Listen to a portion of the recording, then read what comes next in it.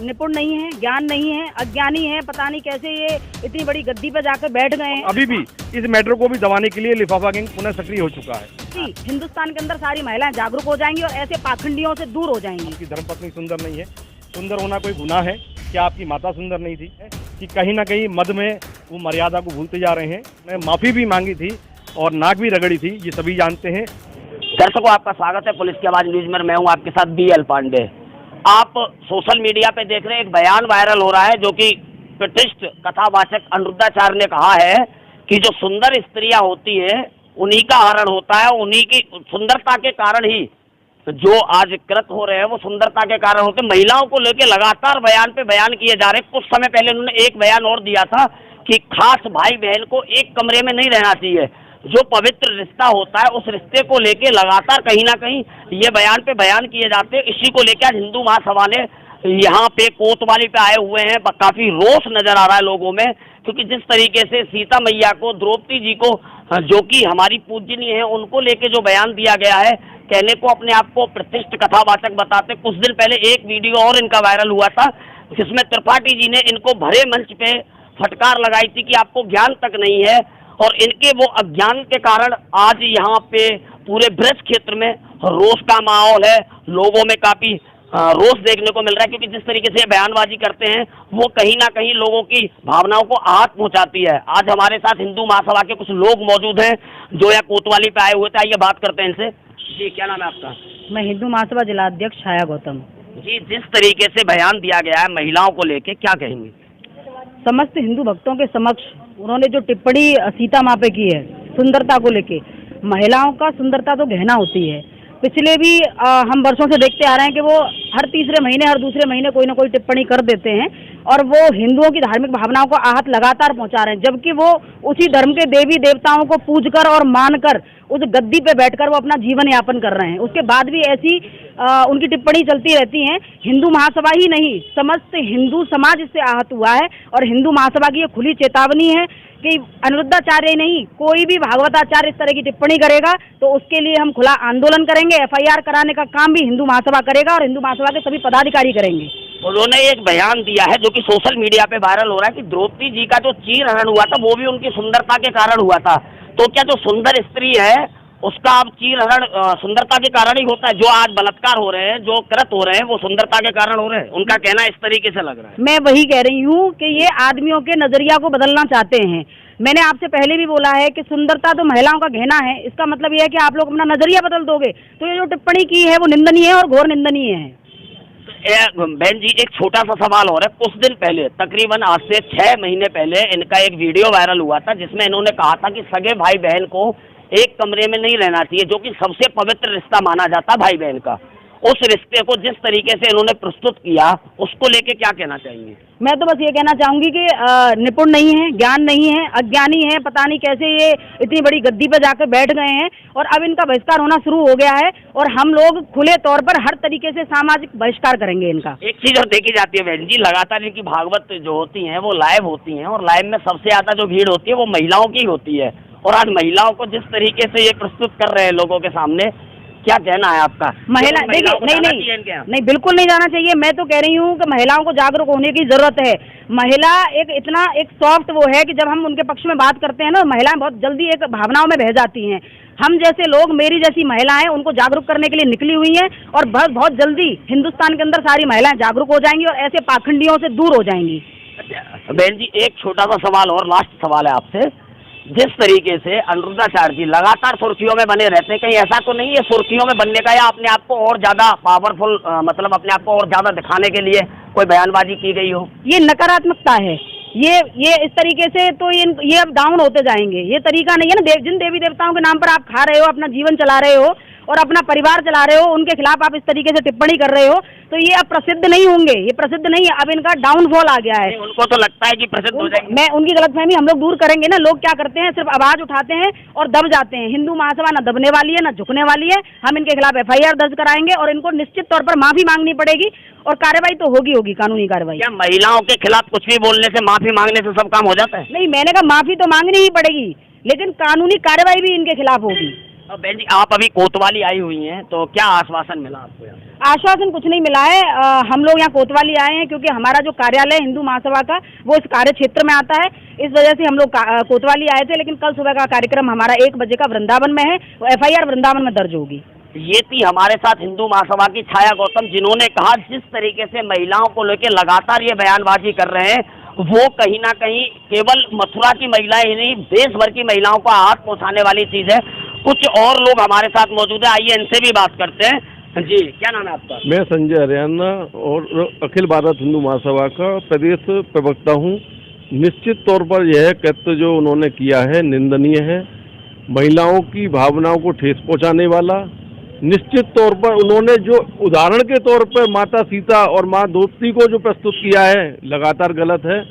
वह हर 2 महीने 1 महीने के पश्चात ऐसे कृत्य जरूर करते हैं कि इनको मौका मिलता है कि ये समझते हैं मैं भागवताचार्य होने के कारण कुछ भी बोल दूं और लोग मुझको सुनेंगे। तो निश्चित तौर पर ये गलत संदेश जनता के बीच में गया है। महिलाएं, क्योंकि हम वैध क्षेत्र में रहते हैं और वैध क्षेत्र में यह आप भी जानते हैं कि साक्षरता का अभाव है। महिलाएं धर्म प्रेमी हैं हमारे मथुरा वृंदावन में, वह उनको सुनती हैं। निश्चित तौर पर उनका कृत्य जो है अब महिलाओं का उनके प्रति रुझान समाप्त होगा और ऐसे कृत्यों के कारण उनकी जो TRP जो ख्याति पहुंची है वो भागवताचार्य की पीठ पर बैठाने योग्य भी अब नहीं रहे। संजय जी, एक छोटा सा सवाल, जिस पीठ पे वो बैठे हुए हैं उसको व्यास गद्दी कहा जाता है। व्यास गद्दी पे बैठ के जो बयानबाजी उन्होंने की है, लगातार सुर्खियों में बने रहते हैं किसी ना किसी बयानबाजी को लेके। अभी कुछ दिन पहले एक वीडियो और वायरल हुआ था जिसमें त्रिपाठी जी ने काफी उनको भरे मंच पे ये कहा था कि ज्ञान का अभाव है, और कुछ दिन बाद देखा जा रहा है कि वही त्रिपाठी जी उनकी बड़ाई करने में लगे हुए हैं। इसको लेके क्या कहना चाहिए? देखिए, वो जो वाकया हुआ था मुझे पता है, उसमें भागवत में जो शब्द है राधा शब्द जरूर है, लेकिन राधा भागता हुआ शब्द है, यानी राधा नहीं है, राधा बनता के रूप में है। तो वो उन्होंने उसको शब्द के रूप में उच्चारण किया कि राधा है, जबकि भागवत में कहीं राधा का जिक्र नहीं है। तो ये अब आपने कहा त्रिपाठी जी वाला विषय, त्रिपाठी जी ने उनका दूध का दूध और पानी का पानी किया था। सभी मीडिया चैनलों के सामने उन्होंने बताया था ये आपने जो उच्चारण किया है गलत है। और निश्चित तौर पर उसके बाद में जो कुछ हुआ, अब आपको ज्यादा पता है, इस समय वृंदावन में कुछ लिफाफादारी गैंग सक्रिय हैं जो लिफाफे की भूमिका में वहाँ उपस्थित रहते हैं। इससे ज्यादा मैं कुछ और नहीं कहना चाहूँगा। अपनी मर्यादा का ख्याल उनको खुद रखना है। भागवत व्यासपीठ पर बैठकर भगवान का स्वरूप हो जाता है वो व्यक्ति, उनको अपना ख्याल नहीं रख के उस पीठ का ख्याल रखना चाहिए, उनका सम्मान करना चाहिए। निंदनीय है, जितनी घोर निंदा की जाए कम है। इतनी अश्लील टिप्पणियां, आप बताइए, भागवत में मासिक धर्म का कहीं भी जिक्र नहीं आता। वो ऐसे ऐसे चरित्र महिलाओं के सामने प्रस्तुत करते हैं कि कहने में शर्म हमको आती है कि वो ऐसे शब्द कह कैसे सकते हैं। निश्चित तौर पर उनको अपनी मर्यादा ना भूल के भागवत से संबंधित अपने विषय को रखना चाहिए, जिससे जनता और धर्म प्रेमी जनता जो मथुरा वैध क्षेत्र में रहती है उनको ये पता पड़े कि ये धर्म का विषय है, ना कि नादानी जो मूर्खतापूर्ण बात है जो वहाँ करते हैं। अखिल भारत हिंदू महासभा बता देना चाहता है, उनकी ईंट से ईंट बजा दी जाएगी। FIR उनके खिलाफ में दर्ज होगी, सड़कों पर उतरेंगे और लगातार उनके खिलाफ में कल जिलाधिकारी महोदय से सुबह 10 बजे मिलने जा रहे हैं, 11 बजे हम SSP महोदय से मिलने जा रहे हैं, 1 बजे वृंदावन थाने में जाके FIR उनके खिलाफ में दर्ज कराई जाएगी। अच्छा, आज अभी आप कोतवाली आए हुए हैं, तो क्या आश्वासन आपको यहाँ से मिला? देखिए, हमको इंस्पेक्टर साहब ने ये बताया कि अगर कहीं और घटना होती है हम उसकी FIR यहाँ दर्ज कर लेते, वृंदावन पास में ही है, आप अगर वहाँ लिखा दें तो उचित होगा, हमें कोई दिक्कत नहीं है। क्योंकि सुबह हमको जिलाधिकारी महोदय से मिलना ही है, SSP महोदय से इस विषय पे अपना पक्ष रखना ही है, तो हमको 1 बजे वहाँ जाने में कोई दिक्कत नहीं है। हम वहाँ जाकर और पुरजोर तरीके से, क्योंकि समय का अभाव था, हम जल्दी में यहाँ आए थे क्योंकि हमको ये कार्य आज करना था, क्योंकि कल DM साहब के पास में हमारा समय 10 बजे का फिक्स है। तो निश्चित तौर पर हम चाहते थे कि आज यहाँ हम अपनी एप्लीकेशन दे दें, कल 1 बजे जाएंगे वहाँ, अपना FIR का कार्यक्रम जो भी होगा वो हम पूर्ण करेंगे। ये थे हमारे साथ संजय हरियाणा जी, और इन्होंने कहा कि जिस तरीके से वो सुर्खियों में बने रहते हैं वो अब नहीं चलेगा। लगातार वो कुछ ना कुछ टिप्पणियां ऐसी करते हैं जिसको लेके सुर्खियों में बने रहते हैं, लोगों की भावनाओं को आग पहुंचाते रहते हैं। एक व्यक्ति और हमारे साथ मौजूद जो कि हिंदू महासभा से ही हैं, आइए इनसे भी बात करते हैं। जी, क्या नाम है आपका? मेरा नाम संजय पंडित पराशर। मैं अखिल भारत हिंदू महासभा का प्रदेश सचिव। पूर्व में भी इस तरह के वक्तव्य व्यास गद्दी पे बैठ के कई लोगों ने दिए हैं। जैसे कि आप देखेंगे मुरारी बापू ने व्यक्तित्व दिए एक अलग विषय को लेकर, कई बार काशनी गुरु शरणानंद जी महाराज जी ने भी दिए। सभी ने जो है करबद्ध होकर माफ़ी मांगी थी। मेरा अनिरुद्धाचार्य जी से कहना है, क्या आप सुंदर नहीं हैं? आपकी धर्मपत्नी सुंदर नहीं है? सुंदर होना कोई गुनाह है? क्या आपकी माता सुंदर नहीं थी?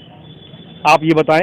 और दूसरा, आप व्यास गद्दी पर बैठ के इस तरह की बातें कर रहे हैं, इससे हम लोग बहुत आहत हुए हैं। और अभी आप देखिए कुछ दिन पूर्व ही जो है नवदुर्गा गए हैं। नवदुर्गा पे 9 दुर्गाओं की पूजा होती है। उसके बाद दशहरा आता है। दशहरे पे हम ब्राह्मण होने के बावजूद भी हम कंस को हर साल मारते हैं। क्यों मारते हैं? क्योंकि एक उसने स्त्री का मानवर्धन किया, उसका हनन किया, उसकी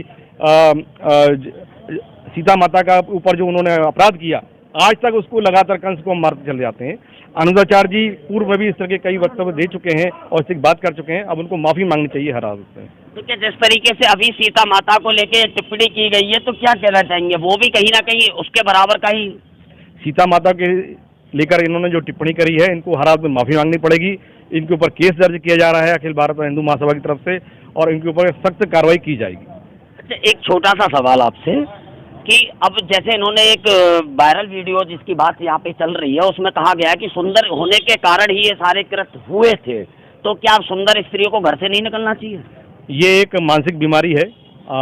विचार आदमी के सुंदर होने चाहिए, आपकी दृष्टि पाक होनी चाहिए, जबकि आप एक व्यास गद्दी पे बैठे हैं और इससे एक बहुत ही गलत मैसेज जाता है। आप बहुत अच्छे कार्य करते होंगे, परंतु इससे पूर्व भी वरिष्ठ लोगों ने, वरिष्ठ भागवताओं ने जो अपने बयान दिए थे, सभी ने माफ़ी मांगी और आप उनसे बड़े नहीं हैं। आपको भी अपने कर्तव्य पर माफ़ी मांगनी पड़ेगी और इस पर आप विचार मनन करें कि आपने जो कहा और जो उसको समझा जा रहा है उसका मतलब क्या है। तो पारासर जी, क्या अनिरुद्धाचार्य जी के विचार सही नहीं है? बिल्कुल नहीं। हम लोगों की भावनाएं आहत हुई हैं, कहीं भी उनके विचार उत्तम नहीं हैं। अच्छा, एक और लास्ट सवाल, छोटा सा सवाल है कि लगातार सुर्खियों में बने रहने के लिए जिस तरीके से कभी महिलाओं का प्रयोग किया जाता है, कभी बहन भाई का प्रयोग किया जाता है, कभी राधा शब्द को, जिसको हम पूजनीय है, पूरा ब्रज पूजता है, उसको लेके ये टिप्पणियां करते रहते हैं और लगातार चल रही है। और देखा भी जाता है कि वहाँ पे सबसे ज़्यादा जो भीड़ होती है वो उन्हीं सुंदर महिलाओं की होती है जिन महिलाओं की वो बात कर रहे हैं, तो उसको लेके क्या कहना चाहिए? पूर्व में भी वक्ताओं ने, हमारे बहन जिलाध्यक्ष जी ने इसके बारे में काफ़ी कुछ कह चुके हैं, हमारे भाई संजय जी कह चुके हैं। मेरा यही कहना है कि कहीं ना कहीं मद में वो मर्यादा को भूलते जा रहे हैं। वो ठीक है कि महिलाएं बहुत उनके पास आती हैं, माँ बहनें उनके पास बहुत जाती हैं, बहुत सुनती हैं, कुछ अच्छे कार्य वो करते भी हैं, परंतु फिर भी हमारा ये कहना है कि मद में आप अपनी भाषा को संयमित रखें और ये ना भूलें कि आपने जो कहा वो सही है, वो बिल्कुल भी सही नहीं है और कहीं से भी न्याय संगत, शास्त्र संगत ये नहीं है। नहीं, अब क्या आपको लगता है, जैसे कुछ समय पहले त्रिपाठी जी का वीडियो वायरल हुआ था, उसमें भी उन्होंने कहा था नहीं है राधा शब्द, उनके गुरु जी ने भरे मंच से सभी विद्वानों को चैलेंज किया था, क्या आपको लगता है इसको वो मानेंगे कि मैंने जो कहा है वो गलत है? आपको ये भी मालूम है, आप सिक्के का एक पहलू देख रहे हैं कि उन्होंने कहा था, उन्होंने माफ़ी भी मांगी थी और नाक भी रगड़ी थी, ये सभी जानते हैं और इसके लिए बाकायदा लिफाफा गैंग भी सक्रिय हुआ था, ये भी सब जानते हैं। और आप इसे उनको मालूम भी होगा कि अभी कुछ दिन पूर्व ही उनका 32वां जन्मदिन गया है, उसमें भी मंचासीन लोगों को बड़े अच्छे अच्छे लिफाफे बांटे गए, ये भी आप सभी को मालूम है, आप लोगों से छुपा नहीं है। और अभी भी इस मैटर को भी दबाने के लिए लिफाफा गैंग पुनः सक्रिय हो चुका है। पारासर जी, लिफाफा गैंग तो फिर सक्रिय होगा, तो किस तरीके से आप महिलाओं के हक की लड़ाई लड़ेंगे?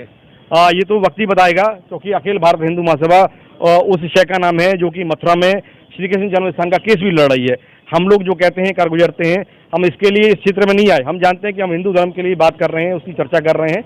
अपना घर परिवार छोड़कर हम लोग इस काम के लिए नहीं आए और अपना सर कटाने के लिए, आप लोग अगर मुझसे परिचित हो गए तो मैं पूर्व में भी शिव सैनिक रहा हूँ और एक लंबे अरसे के बाद मैं फिर इस फील्ड में हूँ और हम अपना सिर कटाने के लिए हर चीज़ को भुगतने के लिए तैयार बैठे हैं। पारासर जी, आगे की रणनीति क्या रहेगी? कल जिलाधिकारी जी को जो ज्ञापन दिया जाएगा और जो FIR कराई जाएगी, उसके बाद पूरे संगठन को लेकर चर्चा की जाएगी, उसके बाद इस बात को आप लोगों को बता दिया जाएगा। ये थे हमारे साथ हिंदू महासभा के कुछ पदाधिकारी। उन्होंने कहा जिस तरीके से लगातार अपनी पब्लिसिटी बढ़ाने के लिए ये जो बातें कही जाती है, प्रवचन दिए जाते हैं, जिस गद्दी पे वो बैठे हैं उसको एक पूजनीय गद्दी कहा जाता है। वहाँ पे पूर्व में हमारे जो पूर्वज थे, राजा परीक्षित को जब कथा सुनाई गई थी तो हम बैठे थे, व्यास जी, वो व्यास गद्दी पे आज वो बैठे हैं और उस व्यास गद्दी की बहुत बड़ी गरिमा होती है।